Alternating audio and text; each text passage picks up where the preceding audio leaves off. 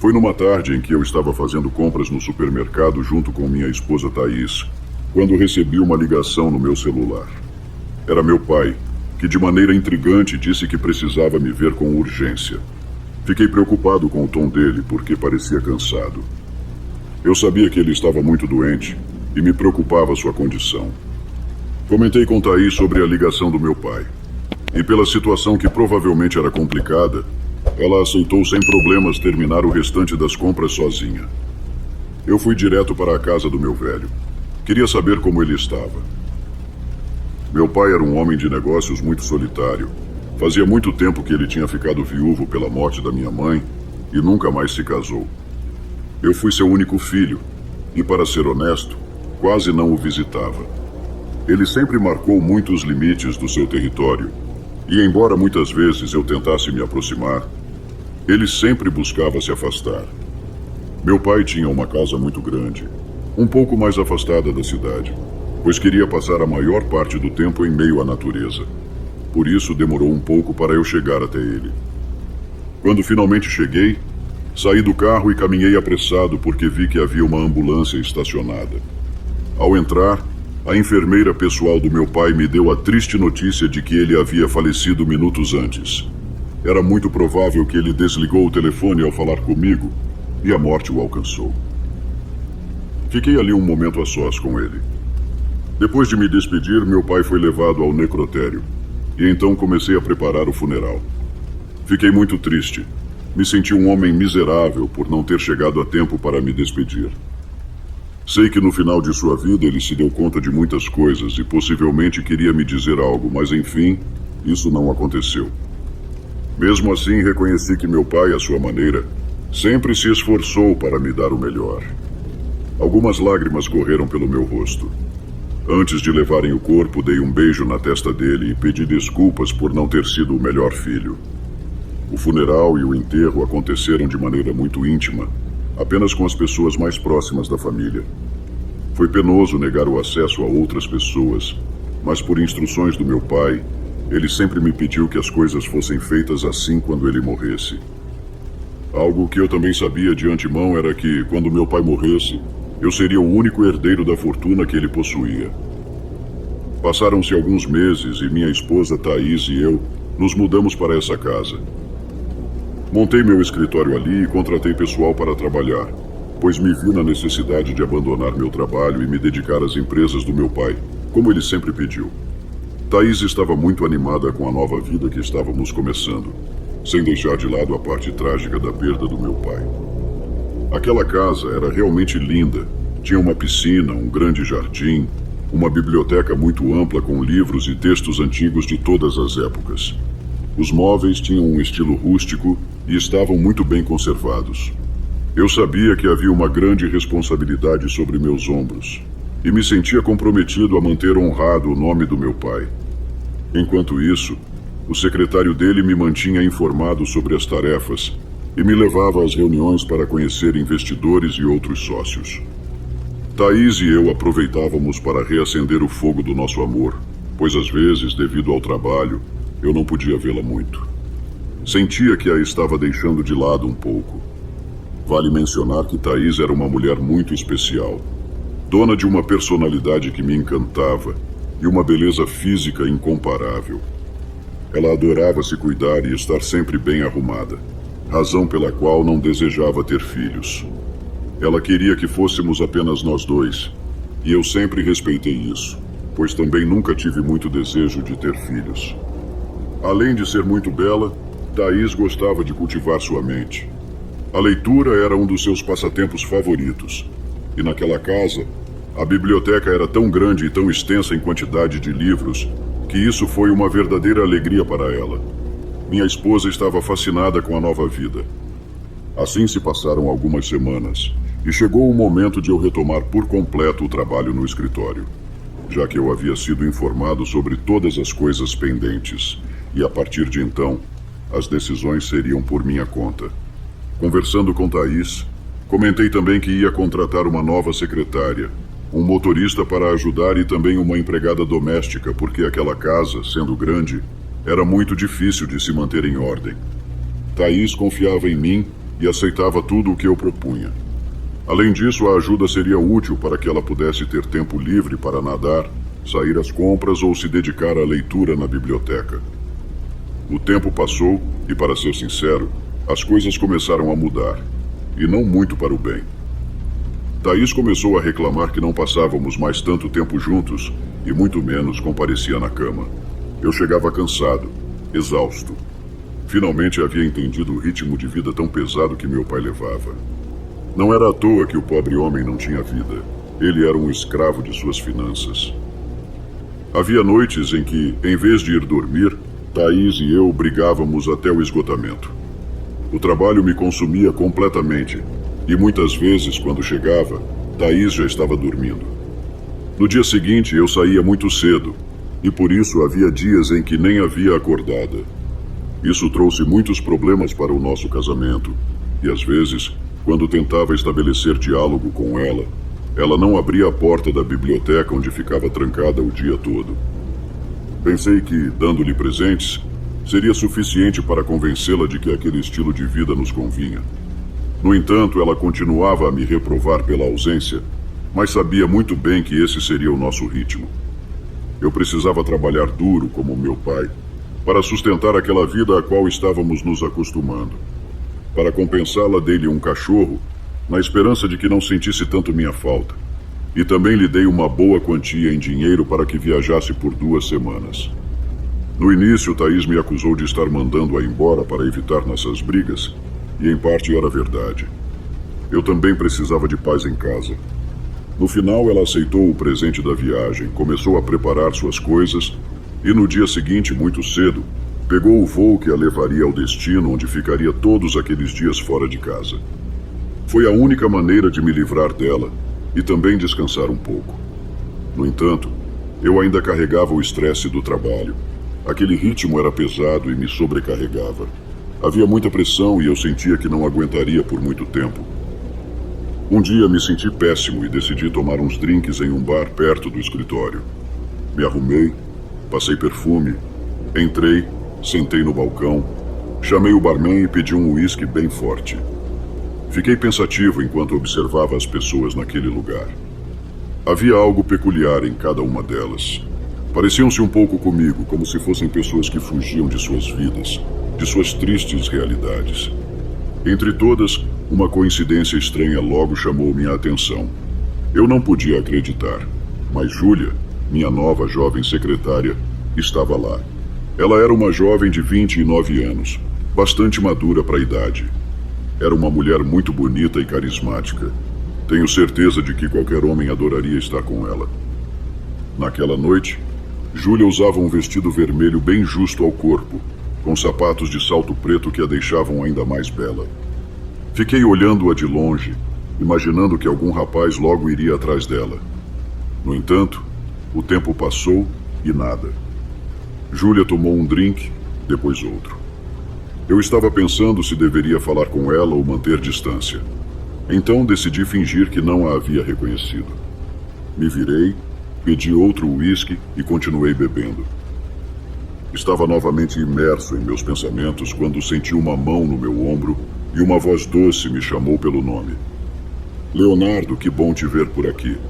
Talvez você não me reconheça sem as roupas de trabalho, mas sou Júlia, sua assistente.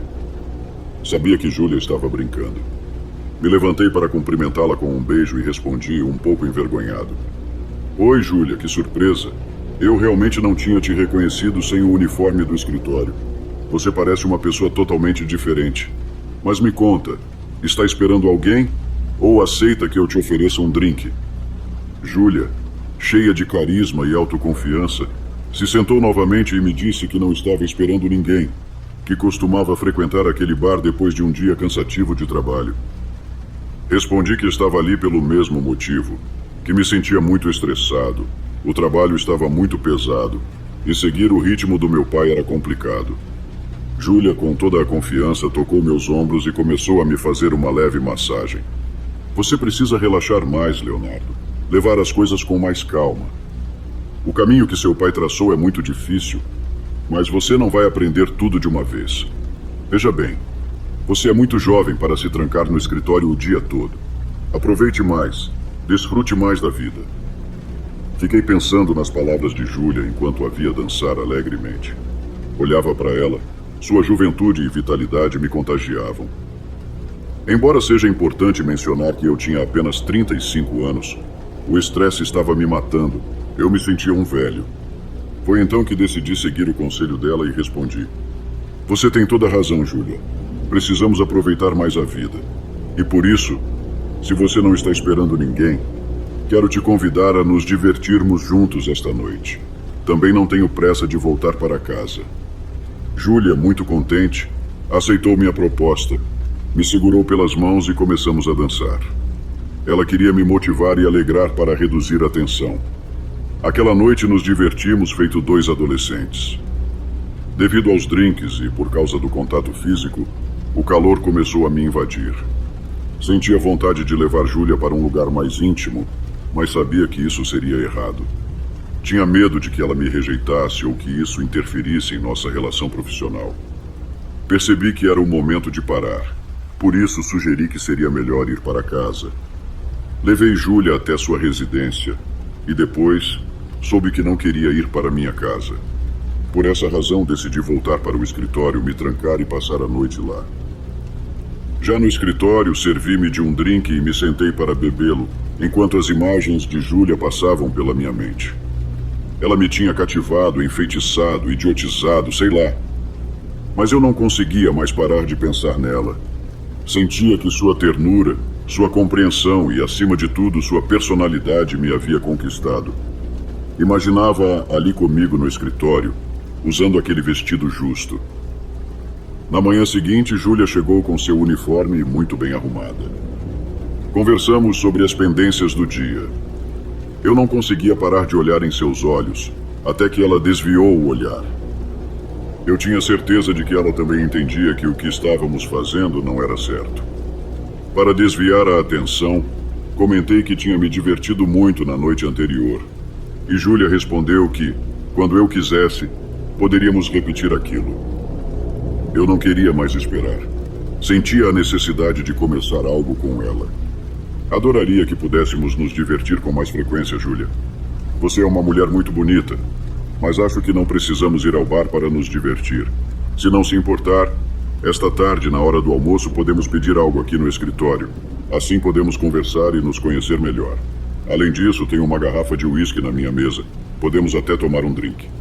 Júlia ficou pensativa, e diante do seu silêncio, pensei que talvez tivesse exagerado. No entanto, ela começou a se aproximar lentamente, e logo percebi a sua intenção. Verifiquei e notei que a porta do escritório estava fechada e trancada com a chave. Foi quando Júlia começou a desabotoar a blusa devagar e de forma provocativa, dizendo: Perdoe-me pelo que estou fazendo, Leonardo. Você não sabe como eu desejava que esse momento chegasse, em que me pedisse algo além dos documentos. Devo dizer que ontem à noite você me deixou na mão. Pensei que o nosso encontro terminaria de forma mais íntima. Por isso vamos terminar o que ficou pendente. Quero que saiba que, desde que me contratou, eu me senti atraída por ti. Desejo tanto um homem maduro e atraente como você, mas me dói que seja casado. Isso me preocupa. Mas agora não quero pensar nisso. Simplesmente viva o momento. Naquele instante já não me importava mais nada. Cedi aos encantos daquela bela mulher e ali mesmo, no sofá do escritório, tivemos nosso primeiro encontro íntimo. Aquela tarde seria repetida inúmeras vezes. Aproveitei que Thaís estava viajando. No entanto, quando ela voltou, não pude mais dormir no escritório. Precisava evitar suspeitas. Estar tantas vezes com Júlia mudou algo em mim e na forma como eu via minha esposa. Quando Thaís me pedia para ficarmos juntos, eu já não conseguia satisfazê-la como antes. Na minha mente, só havia espaço para Júlia. Como era de se esperar, meu casamento começou a se deteriorar. As reclamações por chegar tarde ou não ir para casa aumentaram. Não vou mentir, passava mais noites nos braços de Júlia do que com minha mulher. Inúmeras viagens de trabalho nas quais eu escapava com minha nova amante. Passei a ser muito cínico com Thaís. Embora ela tivesse certeza de que eu tinha outra mulher, sempre negava. Certa vez, sem perceber, Minha camisa estava manchada de batom e cheirava a perfume feminino. Mesmo assim, escondi com todas as forças aquele romance clandestino. Não sei o que me motivava a continuar naquele casamento vazio. Sabia que o correto seria terminar, mas a adrenalina e a sensação de perigo me faziam sentir vivo. Tudo isso acontecia enquanto minha esposa, Thaís, passava horas na biblioteca, lendo um livro após o outro. Numa dessas suas leituras, algo me chamou muito a atenção. Ela sempre carregava um livro estranho intitulado Segredos do Ocultismo, ou algo assim. Simplesmente pensei que ela estava se interessando por temas sombrios, o que fazia parte da escuridão que vivia em sua vida. Eu me sentia culpado por ver minha esposa perder o brilho e a vitalidade que sempre a caracterizaram. Todas essas coisas que lhes conto nos distanciaram ainda mais. Lembro-me perfeitamente de uma vez que estava na cama com Júlia quando comecei a sentir algo muito estranho. Uma forte pontada no peito que atravessava de lado a lado e paralisou meu braço esquerdo. Além disso, eu sentia um formigamento estranho na perna. Sabia que aquilo não era um bom sinal e, como não passava, Júlia teve que chamar uma ambulância. Enquanto o médico não chegava, tentei me levantar para pegar um copo de água, mas caí no chão, pois a perna já não respondia, assim como o braço. Comecei a me sentir tonto, cansado, com falta de ar, com medo de desmaiar e morrer ali. Muitas coisas passaram pela minha cabeça, minha vida, meu casamento, o romance que eu tinha com Júlia. Sabia que estava fazendo da minha vida uma bagunça. E embora no fundo eu estivesse gostando, aquilo não estava certo. Quando o médico chegou para me examinar, ele disse que eu não tinha nada. Meu pulso, meu ritmo cardíaco e minha respiração estavam normais, e até os sintomas desapareceram. Ele me fez algumas perguntas e me disse para ir com mais calma no trabalho e na vida, que talvez o estresse e o desgaste físico já estavam mostrando suas consequências. Comentei com Júlia que seria melhor voltarmos para casa. Ela me acompanhou até o carro e lembro que, assim que abri a porta, novamente senti a pontada no coração e a perna adormecer. Seria impossível dirigir naquele estado, então implorei para que Júlia me levasse. Sabia que não era uma boa ideia ela me levar para casa, mas confiei que Thaís não desconfiaria dela. Quando chegamos em casa, vi que minha esposa estava conversando com o motorista no jardim. Pareciam muito estranhos, como se estivessem cochichando algo. Assim que me viram descer com dificuldade, Thaís se aproximou. Estava muito irritada. Provavelmente supôs que Júlia e eu tínhamos um romance, pois naquele momento sua desconfiança era enorme. Qualquer mulher que chegasse perto de mim poderia ser uma amante em potencial. Naquele instante me despedi de Júlia. Pedi a Geraldo, o motorista, que emprestasse um dos carros de serviço a ela. Não queria que o motorista saísse de casa caso eu passasse mal e precisasse ser levado ao hospital. Júlia fez uma cara de insegurança. Eu sabia que ela estava com medo, pois imaginava que minha esposa já sabia de tudo só de nos ver ali juntos. Mesmo assim, Júlia saiu tranquilamente no carro, enquanto Thaís começou a me confrontar imediatamente. Ela começou a gritar, afirmando que havia um caso entre Júlia e eu. Insistia que minha secretária era a mulher com quem eu estava me deitando todas aquelas noites. E confirmou isso porque o perfume que Júlia usava era o mesmo que ela havia encontrado nas minhas roupas. Que idiota eu fui. Não esperava por isso. Ter levado Júlia não foi uma boa ideia. Ainda assim, não me restou outra opção senão negar tudo e chamar minha esposa de louca, que estava completamente descontrolada. Thaís entrou furiosa na biblioteca. Trancou a porta e disse que não queria me ver. Passei o resto da tarde batendo na porta, esperando que ela me deixasse entrar para conversarmos. Eu precisava esclarecer algumas coisas. Principalmente queria gritar que não a amava mais, que a odiava e que Júlia, de fato, havia se tornado meu novo amor. Não sei o que minha esposa estava fazendo lá dentro, mas logo um estranho cheiro de incenso começou a sair por debaixo da porta. Continuei insistindo para que ela me deixasse entrar, mas ela não atendeu meu pedido. Ela não estava disposta a conversar comigo sobre aquele assunto. Subi para me deitar um pouco. Tomei alguns analgésicos e tentei descansar. Devo ter dormido por cerca de 2 horas. De repente, o interfone tocou, o que era muito estranho, já que uma visita naquela hora da noite era muito improvável. Quando Thaís abriu a porta, havia um policial na entrada, que solicitou minha presença. Me levantei com dificuldade e desci as escadas. O policial e minha esposa estavam sentados na sala. Me aproximei e o oficial começou a nos dar uma notícia que me deixaria congelado, completamente destruído por dentro. O informe dizia que, algumas horas antes, na estrada para a cidade, um carro havia caído em um barranco. Infelizmente, aquele carro era o mesmo em que Júlia estava viajando. Parece que ela perdeu o controle em uma curva, e o carro foi lançado para fora do barranco, caindo cerca de 10 metros, ficando completamente destruído. Infelizmente, Júlia partiu naquele terrível acidente. Naquele momento não consegui conter o choro. Senti que algo dentro de mim também havia morrido. E foi assim que me revelei para minha esposa, deixando claro o grande carinho e amor que sentia por aquela mulher, que agora não estava mais entre nós. Nos despedimos do policial, que nos deu uma intimação para que fôssemos cuidar dos trâmites, pois o carro em que Júlia estava era nosso. Assim que fechou a porta, minha esposa, sem dizer uma palavra, voltou a se trancar na biblioteca. Disse que não queria ser incomodada, que precisava estar sozinha e pensar em algumas coisas. Foi muito difícil lidar com a morte de Júlia. Senti que estava prestes a ser feliz pela primeira vez na vida. Mas tudo deu errado. O destino não estava do meu lado. Nos dias do funeral e enterro, meus sintomas pioraram e devo dizer que estavam se agravando. Inclusive, alguns dias depois, tive que cancelar todas as minhas reuniões e fiquei em casa para descansar, pois já era impossível mover os braços e as pernas. Eles doíam muito, e por mais que os médicos me examinassem, não encontravam a causa dos meus males. A situação foi escalando até o ponto de eu não conseguir fazer as tarefas mais básicas. Levantar para ir ao banheiro, nem pensar.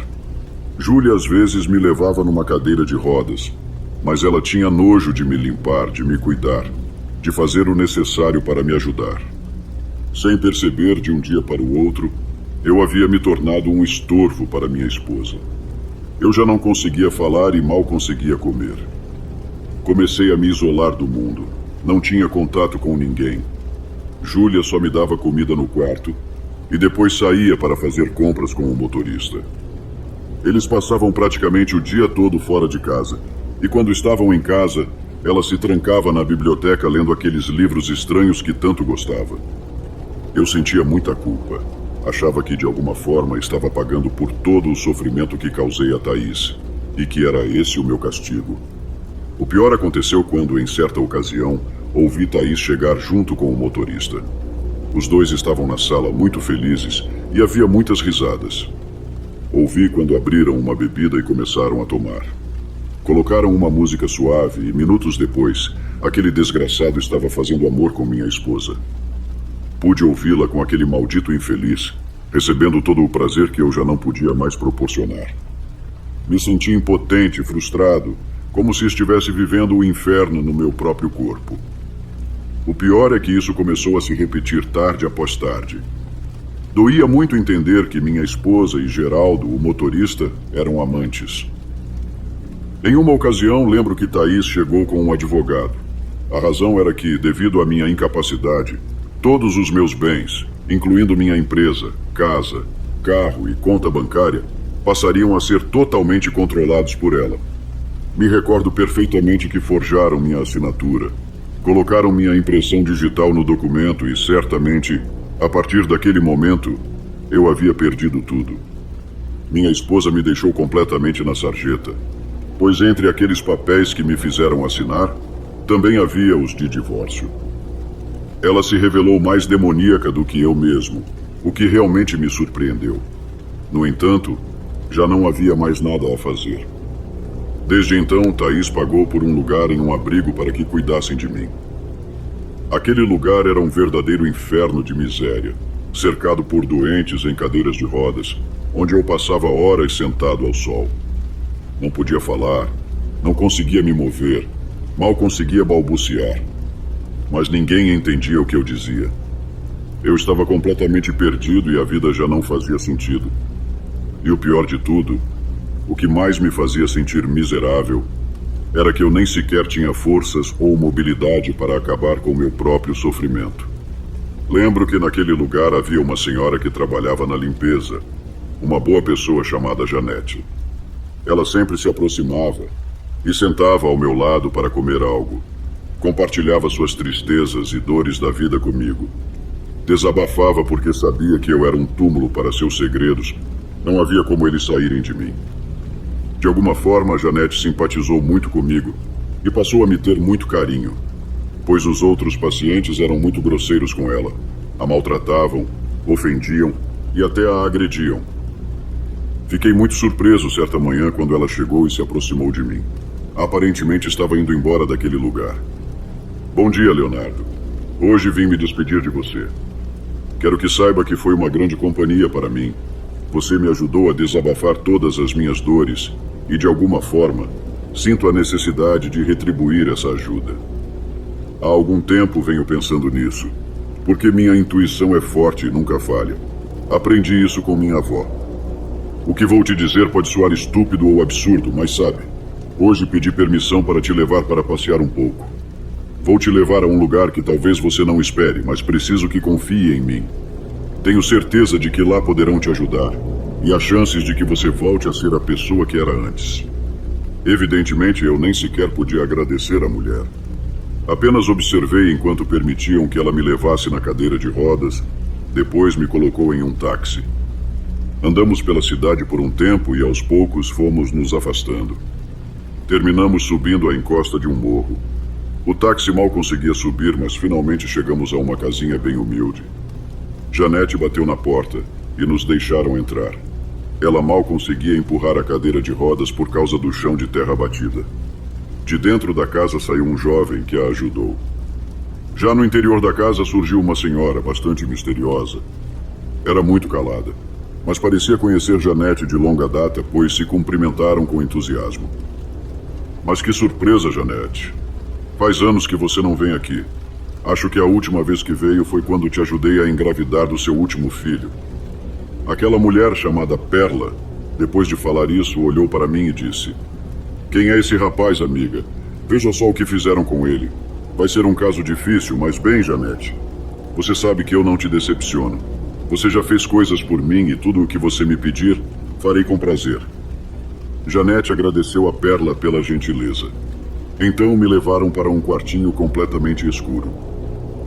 Com dificuldade me deitaram sobre um colchão no chão, e me lembro de que fiquei sozinho com a senhora Perla, que ficou em pé na minha frente, acendeu uma vela e começou a recitar algumas orações.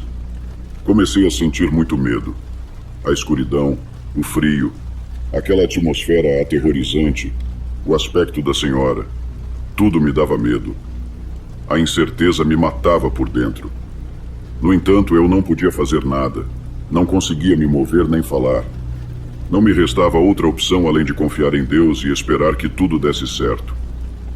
Lembro que a senhora colocou uma espécie de erva sob minha língua. Fechou minha boca e logo comecei a salivar muito. Ela me pediu que engolisse aquela saliva, mesmo que eu sentisse que estava me afogando.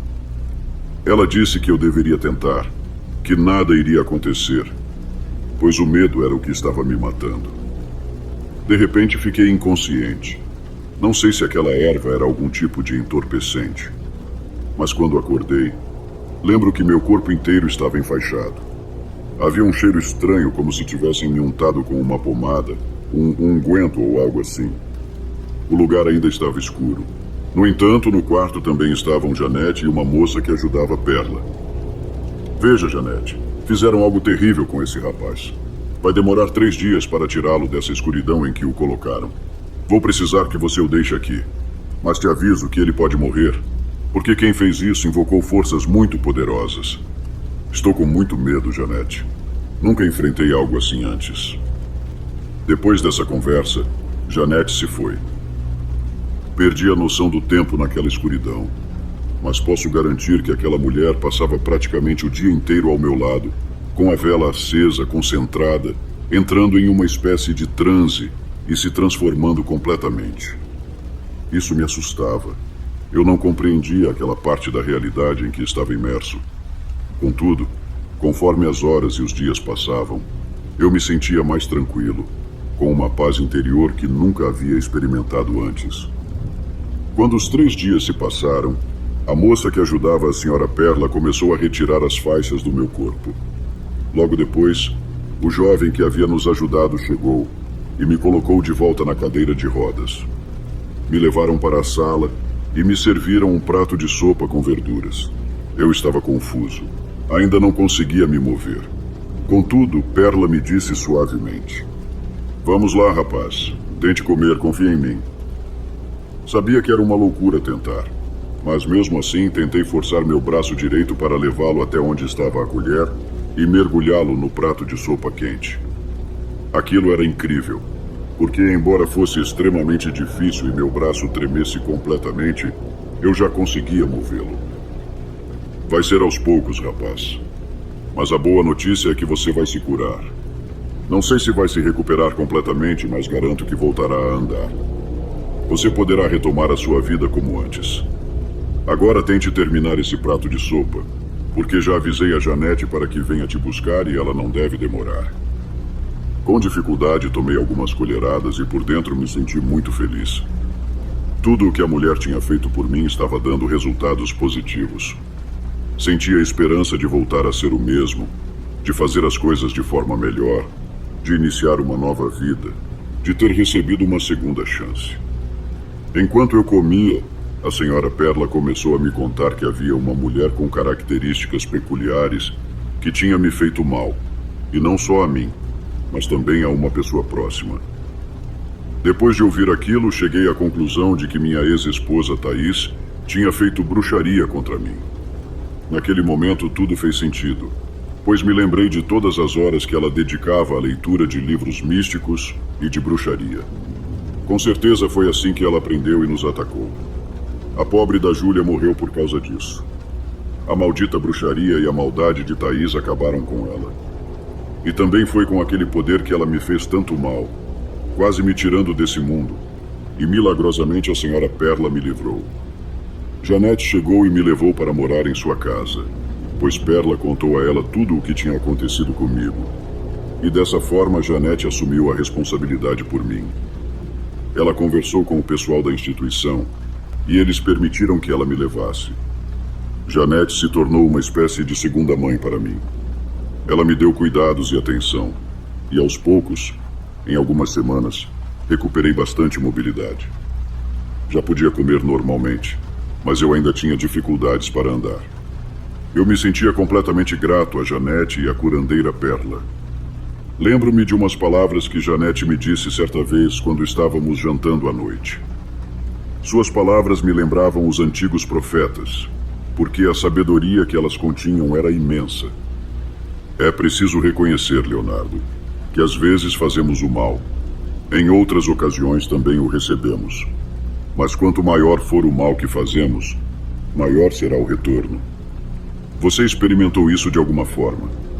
Você fez mal ao seu relacionamento com sua esposa e ela se revelou um verdadeiro demônio. Veja só como ela te deixou. Por pouco você não vai dessa para melhor. Mas ao mesmo tempo, como ela agiu com maldade contra você, fazendo bruxaria e brincando com forças desconhecidas para te prejudicar. Não duvide que o que Perla fez vai fazer tudo voltar para ela, multiplicado. Um dia essa maldita vai pagar e se arrepender de tudo o que te fez. E também por tudo o que fez aquela moça que você mencionou, a que morreu no acidente. Fiquei muito pensativo sobre tudo aquilo. Realmente nunca imaginei que viveria algo assim. Jamais pensei que bruxaria, energias e todas essas coisas fossem reais. Isso explicava por que os médicos não encontraram causas lógicas para meus problemas. E enquanto eu vivia todo aquele inferno, minha ex-esposa Thaís estava curtindo a vida com Geraldo, o motorista. Com certeza eles estavam viajando, se divertindo, se entregando e vivendo o paraíso que um dia pertenceu ao meu pai e a mim. No entanto, como estava escrito, aquele paraíso acabaria se transformando no inferno dela. Thaís tinha todo aquele dinheiro que me tirou, a empresa, a conta bancária e o resto. Contudo, ela não sabia como administrar nada. Não entendia de documentos e processos. Esse foi um grande buraco que um dos investidores mais astutos e perversos soube aproveitar perfeitamente. Eles fizeram Thaís assinar alguns papéis em que ela cedia completamente todas as suas posses. Dessa forma, ela foi despojada de absolutamente tudo: o dinheiro e a empresa. Ela foi deixada na rua como um cachorro e só ficou com o dinheiro que estava guardado no cofre da casa. Mas ainda assim, não seria fácil, porque a disputa por aquele dinheiro foi diretamente com Geraldo, o motorista. Aquele bastardo não queria sair de mãos vazias, por isso tentou roubar o dinheiro. No entanto, ele não contava que Thaís era mais esperta e o pegou no flagra. Eles entraram em luta corporal, e ela, de posse de uma faca, acabou o ferindo fatalmente no peito. Thaís entrou em estado de choque profundo, e o que ela fez a traumatizou e a paralisou por completo. A empregada chamou a polícia, que chegou rapidamente, prendeu Thaís e a levou à delegacia para processá-la por aquele terrível crime. No final, nesta história, o dinheiro praticamente se perdeu para todos, exceto para aquele investidor tão astuto. Eu não consegui fazer nada para recuperar aquilo. Entrei com uma ação judicial, mas realmente estava em desvantagem. Não valia a pena.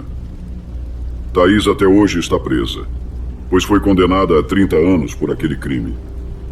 Quanto a mim, com o passar dos anos, fui reconstruindo minha fortuna aos poucos e montei um negócio com a ajuda de Dona Janete.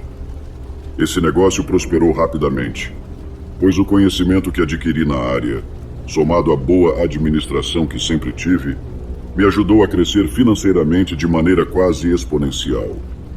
Hoje posso dizer que tenho uma vida bastante decente, e Dona Janete também, já que ela foi praticamente abandonada pelos filhos. Ainda dividimos uma casa, pois eu a considero minha segunda mãe, e cuidarei dela até o fim da sua vida. Agora que refiz minha vida com uma linda mulher, me sinto abençoado por ter pessoas tão maravilhosas ao meu lado. Às vezes é necessário compreender que nem todas as pessoas ao nosso redor querem o nosso bem. Algumas apenas esperam a oportunidade de nos ver em um momento de fraqueza para nos atacar, nos afundar e nos destruir. Sempre fui muito cego para entender que Thaís era uma dessas pessoas, mas não a culpo totalmente. Eu tive minha parte de culpa na atitude dela. Eu despertei o demônio que havia dentro dela. Por isso, sinto grande responsabilidade por tudo o que aconteceu. Sinto que fui eu quem acendeu o pavio de tudo aquilo, que terminou em perdas de vidas, destruição e miséria. Bruxaria nunca será uma brincadeira. É melhor evitá-la para não viver as coisas que contei. E embora eu quisesse manter essa história em segredo, para mim é importante compartilhá-la, para que quem a escute a use como exemplo e não cometa os mesmos erros que cometi no passado. Olá, amigos do canal. Sejam bem-vindos. E por favor, ajude nosso canal a crescer. Curte, compartilhe e inscreva-se. Me chamo Maria e hoje venho lhes contar sobre um fato que aconteceu em minha vida que me marcou para sempre, deixando uma cicatriz profunda que carregarei até o dia em que partir desta terra, mesmo após eu ter feito justiça com o uso da magia negra. Isso aconteceu há muitos anos numa cidade localizada no estado de São Paulo. Prefiro não revelar muitos detalhes do local exato. Eu estava muito entusiasmada, pois já fazia tempo que estava sem emprego e havia muitas necessidades em casa. Porém, assim que comecei naquele emprego, fiquei muito decepcionada, pois me incomodava ouvir meu nome o tempo todo. Maria, vá à loja, por favor. Maria, me ajude a limpar essa bagunça. Maria isso, Maria aquilo. O dia todo era assim. Foi então que percebi que meu chefe, o Sr. Nonato, era muito pão duro e queria que eu fizesse várias tarefas para evitar contratar mais funcionários. Eu não gostava daquilo, mas me acostumei com as exigências dele, tudo pela necessidade de levar sustento para casa, já que minha família estava passando por sérios problemas financeiros. Logo percebi que, mais do que uma funcionária, meu chefe me via como sua empregada e, à medida que o tempo passava, me dava mais e mais tarefas extras. Um dia, o Sr. Nonato chegou e me entregou as chaves do escritório, dizendo em tom de brincadeira que eu era a dona do prédio e que, a partir daquele dia, eu seria responsável por abrir e fechar o local. Fiquei muito irritada e tentei dizer que não, mas ele me ignorou. Sem se importar com minha opinião, virou as costas e foi embora, me deixando com a frustração e a raiva de ter mais uma atividade que não me convinha. Essa nova função me obrigava a chegar mais cedo e ser a última a sair. Acordar cedo não era um problema para mim. O problema era ser a última a ir embora, porque sempre tinha alguém que atrasava o trabalho e ficava 1 ou 2 horas a mais, o que me forçava a esperar. Além disso, me irritava o fato de não poder chegar a tempo para jantar com minha família. Sair tão tarde aumentava o risco para mim, pois as ruas por onde eu pegava o ônibus, dependendo da hora, eram muito desertas e inseguras. O Sr. Nonato me pagava muito mal pelas horas extras e, para mim, o risco não compensava. Eu estava, na verdade, doando meu tempo e isso me incomodava ainda mais. Eu tinha 22 anos na época e, embora não fosse tão jovem, sentia que ele me via como uma garota ingênua, talvez até meio idiota. Por isso ele abusava da minha boa vontade. Eu não entendia por que o Sr. Nonato me tratava daquela maneira. Por um tempo, pensei que ele não gostasse de mim, já que sabia que eu precisava muito do emprego. E, boba que fui, no dia em que fui contratada, contei a ele todos os problemas financeiros da minha casa, algo que ele claramente usava a seu favor. Em certa ocasião, um colega me disse, em tom de brincadeira, que o Sr. Nonato já tinha posto os olhos em mim. Achei aquilo completamente absurdo, pois nunca senti qualquer insinuação desse tipo por parte dele, mas com o tempo me doeu perceber as verdadeiras intenções do meu chefe. Comecei a notar que o Sr. Nonato me olhava de uma forma muito lasciva. Com o tempo, suas solicitações passaram a ser absurdas, como me pedir constantemente para limpar sua sala, mesmo quando já estava limpa. E, claro, ele exigia que eu fizesse isso com ele presente. Me enojava e repugnava saber que, enquanto eu limpava ou me abaixava para varrer, o velho pervertido imaginava coisas nojentas enquanto me observava de cima a baixo. Aquele homem era tão libidinoso que me causava nojo e muito desconforto.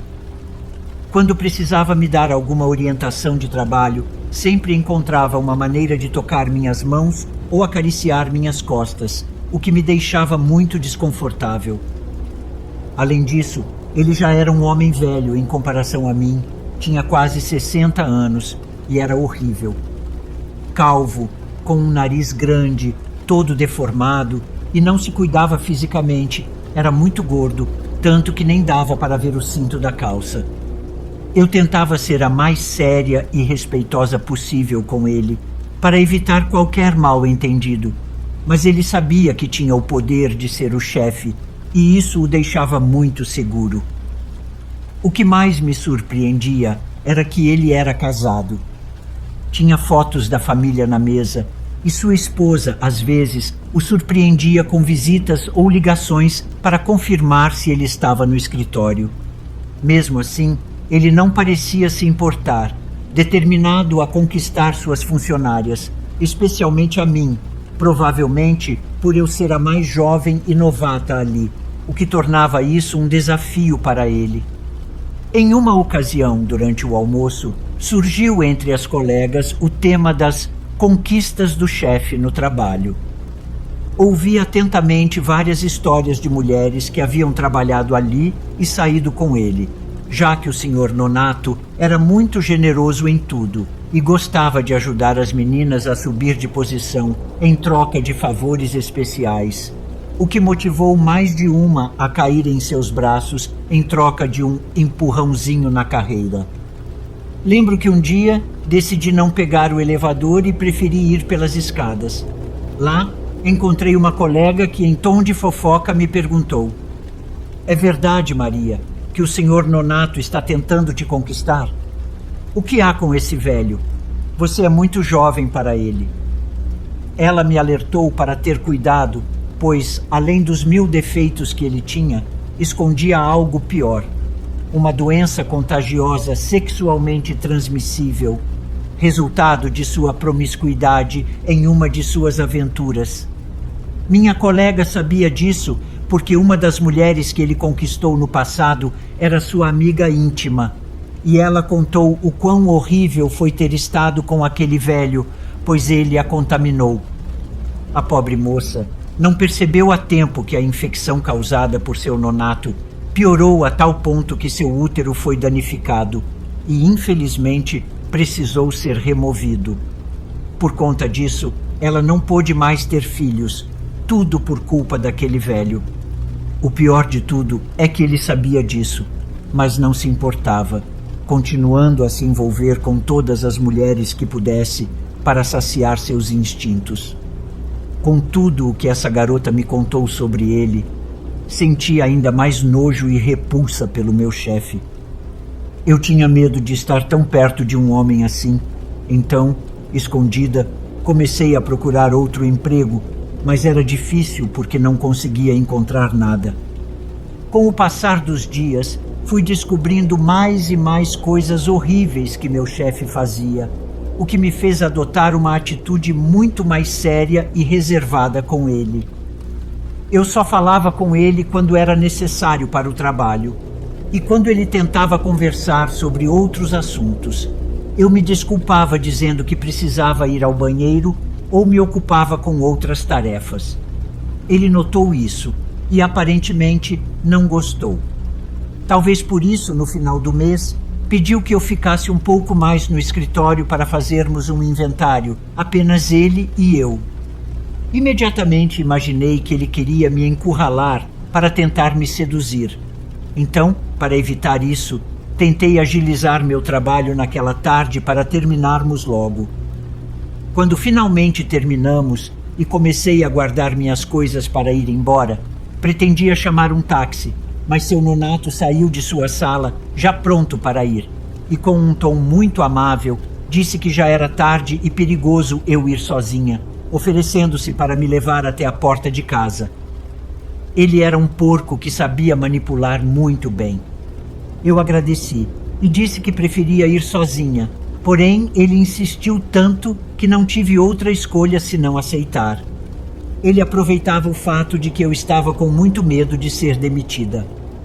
Aquele canalha conhecia muito bem meus pontos fracos e sabia que as coisas em casa iam muito mal financeiramente e que meu sustento era o mais importante para minha família. Caminhávamos juntos pelo corredor, prontos para ir embora. Ele foi em direção ao elevador, segurou a porta para que eu entrasse, e aquele momento foi tão desconfortável. Ele e eu sozinhos naquele espaço onde estava completamente indefesa. Eu tinha medo até de mover os olhos, pois sua presença me intimidava muito. Pensava que se ele tentasse algo, por mais que eu gritasse, ninguém me ouviria, já que éramos os únicos naquele prédio. Enquanto descíamos para o estacionamento, comecei a perceber que sua respiração estava mais ofegante e seu pescoço estava todo suado. Eu não sabia se ele estava nervoso ou doente, mas tentei não pensar nisso. Quando chegamos ao estacionamento, ele abriu a porta do carro para mim e eu entrei. Notei que era um carro muito luxuoso, mas me sentia extremamente desconfortável, como se estivesse dentro da jaula daquele animal chamado seu Nonato. Eu tinha medo de ser atacada por ele. Em algum momento, no caminho para casa, ele disse que estava com muita fome, que precisava comer algo ou desmaiaria. Foi aí que ele me informou que tinha hipoglicemia e que seus sintomas eram devido à falta de comida. Ele parecia tão mal que não me restou outra opção senão aceitar sua sugestão. Eu não queria correr o risco de ser responsável por sua morte no caminho. Para chegar em casa, precisávamos atravessar um pequeno trecho de estrada escura e deserta que levava cerca de 10 minutos. Na entrada dessa estrada, geralmente havia barracas de comida, e tivemos a sorte de encontrar uma que ainda estava aberta. Era uma barraca de salgados, e lá paramos para que seu nonato pudesse comer. Meu chefe me pediu que pedisse algo para mim, mas recusei. Eu estava com medo e frio. Ele, sem cerimônia, pediu 2 esfirras e as devorou quase de uma só vez, mal mastigando. Parecia um animal faminto. Só de vê-lo comer, senti nojo. Seu nonato terminou de comer, deu o último gole em sua Coca-Cola e soltou um arroto horrível, completamente repulsivo. Entramos no carro e, no caminho, jamais recuperado pela comida, ele começou a se insinuar para mim. Disse que gostava de mim e que estava disposto a me dar um aumento e me promover a um cargo mais alto, desde que eu aceitasse ter um relacionamento com ele. Ele disse saber que eu precisava de dinheiro extra e que poderia me dar, desde que eu fosse mais carinhosa e de vez em quando fosse para a cama com ele. Eu me sentia encurralada e muito desconfortável. Ainda estávamos longe de casa. A única coisa que consegui dizer foi que ele parasse o carro, que eu não queria mais que ele me levasse. Eu estava aterrorizada. Ele atendeu ao pedido e parou, mas não era para me deixar sair, pois não quis destravar as portas. Ele entrou com o carro em um matagal à beira da estrada e apagou as luzes. Foi então que ele se aproximou de mim de maneira horrível. Ele começou a falar comigo, tentando me seduzir, querendo ser carinhoso. O cheiro de seu hálito, misturado com o que ele havia comido, me dava nojo. Dei-lhe 2 tapas, mas isso apenas atiçou seu instinto, e ele se tornou mais agressivo comigo. O velho asqueroso me puxou pelo cabelo e começou a me beijar, dizendo que, se eu quisesse sair viva, era melhor cooperar, pois ele tinha o poder de destruir a mim e a minha família, dizendo ainda que era melhor que tudo acontecesse pacificamente. Para mim, aquilo se transformou em um inferno eterno, no qual foi impossível me defender do ataque daquele ser humano tão desprezível. Não consigo esquecer a maneira horrenda como ele me tocava. Seu cheiro de suor, de comida, me dá náusea só de lembrar, mesmo tendo passado muitos anos. No final, o medo e a impotência me venceram. Não consegui resistir, e ele acabou conseguindo o que queria. Fiquei imóvel, sem conseguir falar. Ele se recompôs e ligou o carro para voltar à estrada e seguir o caminho de casa. Eu já estava inconsolável, e antes de chegar à esquina, o velho parou o carro, abriu a porta e, como se eu fosse um cachorro, mandou que eu descesse. Ainda me advertiu que, se eu falasse algo, ele cuidaria para que eu me desse muito mal.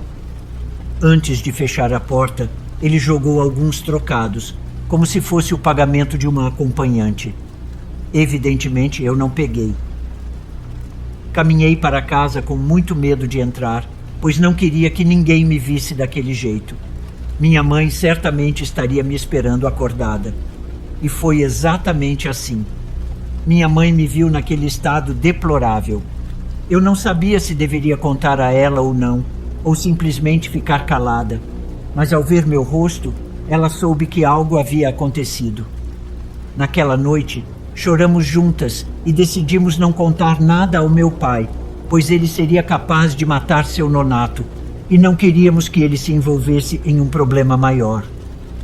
Devido ao medo, à insegurança, e por saber do poder e da influência que aquele velho tinha na cidade, decidimos guardar aquele segredo apenas entre mim e minha mãe. Contei a ela sobre o que tinham dito da doença contagiosa de seu nonato. Eu estava aterrorizada com a possibilidade de ter sido infectada, ou pior ainda, de estar grávida. Sem hesitar, minha mãe decidiu me levar ao médico para que eu fosse examinada. O médico nos atendeu naquele mesmo dia à tarde. Fizeram os exames e, quando recebemos os resultados, meu maior medo se confirmou. Eu não estava grávida, mas tinha sido infectada por aquela doença. Seu nonato havia me contaminado. Felizmente, se é que se pode dizer assim, com um tratamento intensivo, consegui me curar e voltar a ter uma saúde plena. No entanto, sei que houve outras mulheres que caíram na armadilha dele e não tiveram a mesma sorte. Eu passei a odiar ainda mais aquele desgraçado e me entristecia ver minha mãe sofrer tanto pelo que aconteceu comigo. Ela estava muito abatida e dias depois, uma vizinha, muito amiga dela, ao ver seu estado, perguntou o que estava acontecendo. Como eram muito próximas, minha mãe acabou contando tudo o que havia ocorrido. Ao ouvir o relato, a vizinha, com a intenção de ajudar, perguntou: "Olha, Terezinha, você sabe que eu te considero muito e tudo o que acontece com você e sua família me importa. Por isso, quero te fazer uma pergunta. Você gostaria de fazer algo para que aquele infeliz pague pelo que fez à sua filha?" Minha mãe não entendeu a princípio, mas a vizinha explicou que conhecia uma pessoa que fazia trabalhos de vingança com magia negra. Minha mãe pensou bastante, mas no final disse que sim, que queríamos fazer algo a respeito. Quando eu soube sobre a magia negra, achei uma loucura. Não acreditava naquilo, mas se havia uma chance de prejudicar aquele maldito sem nos envolvermos diretamente ou acabar na cadeia, para mim seria um prazer tentar. Fomos então à casa da suposta bruxa, levadas pela nossa vizinha, e encontramos um lugar repleto de vasos e plantas por todos os lados. Também havia muitas gaiolas com pássaros. Dentro da casa, encontramos duas senhoras bem idosas e baixinhas, e estavam muito bem vestidas. Elas eram muito parecidas. A amiga da minha mãe disse que elas eram gêmeas e que nunca se casaram. Haviam dedicado toda a vida à bruxaria, pois possuíam um grande dom. Além de curar pessoas, também realizavam trabalhos sombrios, dependendo do pedido. As senhorinhas nos levaram para uma sala e nos pediram para sentar em um sofá. Perguntaram o que precisávamos e minha mãe começou a contar o que seu nonato havia feito comigo, detalhando tudo. Enquanto ouviam, percebi o ódio e o rancor crescendo em seus olhares. Era evidente que elas também tinham algum ressentimento em relação aos homens e nos contaram que, quando eram jovens, também haviam sofrido abusos de um vizinho. Meu testemunho definitivamente as comoveu, despertando nelas o desejo de vingança em meu nome, e por isso elas estavam dispostas a nos ajudar com ainda mais vontade e ainda sem nos cobrar um centavo. Elas disseram que seu nonato pagaria muito caro pelo mal que me fez e pelo mal que causou a tantas outras mulheres. Com isso, entregaram à minha mãe um frasco de vidro e nos pediram para enchê-lo com terra de cemitério. Precisávamos levar o frasco antes do anoitecer, e assim fizemos.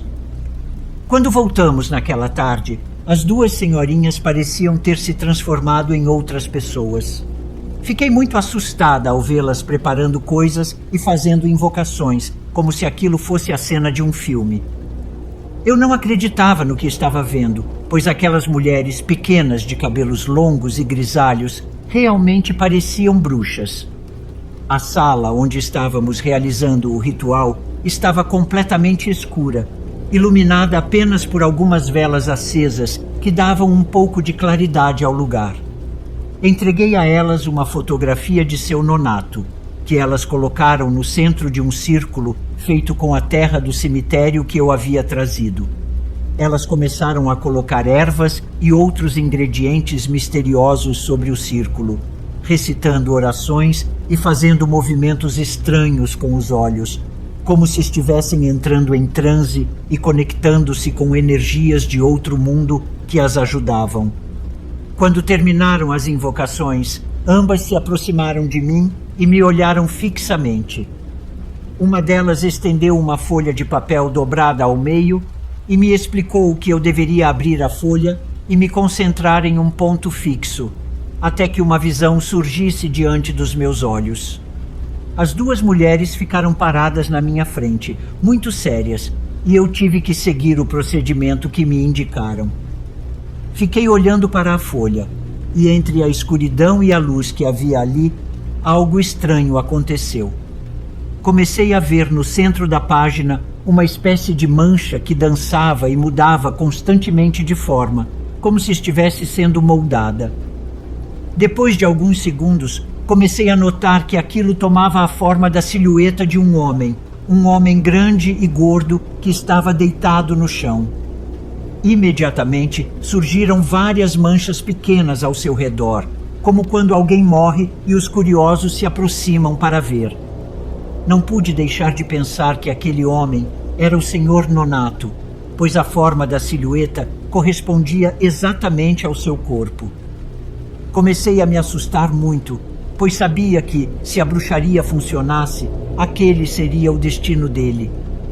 Uma das pequenas bruxas se aproximou de mim, tirou a folha da minha mão e perguntou se eu tinha visto algo. Quando ia responder, a mulher me disse para não dizer nada, que eu guardasse aquilo para mim, pois só assim se tornaria realidade. Ela então pegou o papel, o amassou em uma bolinha e jogou no fogo. Naquela noite, como já estava muito tarde e o lugar era distante, as senhoras nos permitiram passar a noite na casa delas. Na manhã seguinte, nos despedimos muito agradecidas. No caminho para casa, fiquei pensando se tudo aquilo realmente valeria a pena. Era algo muito difícil de acreditar, mas no fundo eu sabia que havia algo muito especial naquelas senhoras. E também tinha muita confiança de que a bruxaria me ajudaria a finalmente me vingar daquele velho safado. Na segunda-feira seguinte, ao voltar ao trabalho, decidi que não continuaria mais lá. Fui direto ao Departamento de Recursos Humanos e entreguei minha carta de demissão. A responsável perguntou qual era o motivo da minha saída, já que eu sempre havia sido muito eficiente. Eu guardei os detalhes para mim, pois sabia que no fim as coisas sairiam a meu favor e Nonato pagaria por tudo. A funcionária disse que lamentava muito minha saída, pois seria difícil me substituir. O único detalhe que mencionou foi que, devido a uma troca de administração, os valores do meu acerto demorariam cerca de 1 mês para ser liberado. Então, me recomendou ser cuidadosa com os gastos. Nos dias seguintes, em casa, fizemos o possível para garantir o sustento diário. Esperei ansiosamente o dia de receber o dinheiro da minha rescisão e me despedir daquele lugar de uma vez por todas. Quando o mês passou, como combinado, voltei à empresa para receber o que era meu de direito. Não fui sozinha, minha mãe me acompanhou. Assim que entrei, alguns colegas me cumprimentaram, felizes em me ver. Mas quem não ficou tão contente em me ver foi aquele velho. Ele sequer levantou o olhar para me cumprimentar. Seu rosto estava completamente avermelhado e suado. Ele parecia muito ansioso. Sua camisa estava encharcada de suor e sua aparência indicava que sua doença estava avançando. Não que eu quisesse observá-lo, mas era impossível não notar algo de errado nele, pois ele já não conseguia nem andar direito. Mancava de uma perna e usava uma bengala para se apoiar. Tinha perdido muito cabelo e parecia ter envelhecido uns 20 anos a mais. Ele estava realmente mal. O que mais me chamou a atenção foi um grande inchaço na região da virilha, no lado direito. Era uma bola enorme, muito visível. Diziam que era um tumor que cresceu de forma muito rápida e que ele estava com os dias contados, pois os médicos não se atreveram a removê-lo, já que isso custaria sua vida instantaneamente. Ainda bem que não o fizeram, assim sua agonia se estendeu por mais dias. Peguei meu dinheiro e fui embora, sem querer saber mais daquele lugar ou daquele desgraçado. Algumas semanas depois, alguns colegas de trabalho foram à minha casa e me contaram que todo o prédio ficou sabendo do que Nonato havia feito comigo, pois o infeliz contou para todos. Para ele, foi seu maior triunfo, mas para mim, uma vergonha com a qual tive que lidar por muito tempo. No entanto, fiquei contente ao saber que a própria vida se encarregou de colocar as coisas no lugar. Meus colegas contaram que o tumor de Nonato começou a crescer rapidamente, provocando dores insuportáveis. Ele, avarento como era, não quis parar de trabalhar. Dizia que trabalharia até o último dia de sua vida. Porém, trabalhou pouco e foi obrigado a ficar em casa, pois sua saúde não permitia mais. Ele já não conseguia se levantar, pois a dor era muito grande. Todas as noites gritava de dor por causa do tumor. Segundo sua esposa, uma noite o tumor estourou, liberando um líquido escuro e fétido. Algo nojento. Naquela noite, Nonato viu a luz pela última vez e tenho certeza de que foi direto para o inferno, onde espero que esteja se consumindo entre as chamas e os castigos do demônio. O que meus colegas me contaram não me surpreendeu, pois as mulheres já haviam me mostrado isso na visão que tive com o papel. Até hoje, não sinto nenhum remorso pelo que aconteceu com ele, pois sofreu muito pouco em comparação ao dano que me causou, e a muitas outras mulheres também. Muitos anos depois, ainda sigo traumatizada com aquela noite que me revelou o lado mais sombrio da vida.